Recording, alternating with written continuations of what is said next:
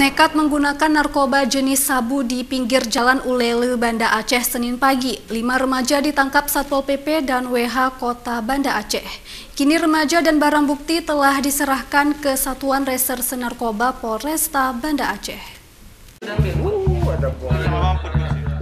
Kelima remaja terdiri dari 3 pria dan 2 wanita terpaksa harus berurusan dengan aparat penegak hukum setelah kedapatan menggunakan narkoba oleh petugas Wilayatul Hizbah Kota Banda Aceh yang sedang melakukan patroli rutin di lintas objek wisata Ulele menuju Kampung Jawa, Kecamatan Meraksa. Penangkapan tersebut berawal dari kecurigaan petugas terhadap mobil yang terparkir secara asing.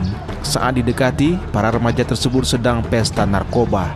Saat penangkapan, 1 dari 5 pemakai narkoba tersebut berhasil kabur dari sergapan petugas.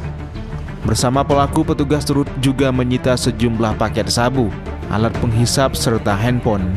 Untuk pengembangan lebih lanjut, kelima pelaku diserahkan ke Satuan Reserse Narkoba Polresta Banda Aceh.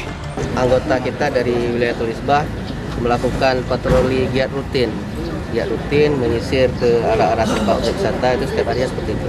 Jadi kebetulan tadi melintas di Jalan Ulele menuju arah Kampung Jawa. Di situ terlihat satu mobil yang mencurigakan ya. Satu mobil mencurigakan berhenti, terus dihampiri oleh anggota kita.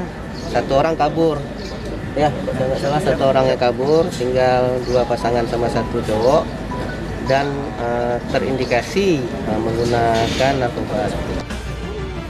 Untuk mempertanggungjawabkan perbuatannya, seluruh pelaku telah diboyong ke Polresta Banda Aceh untuk menjalani tes urin.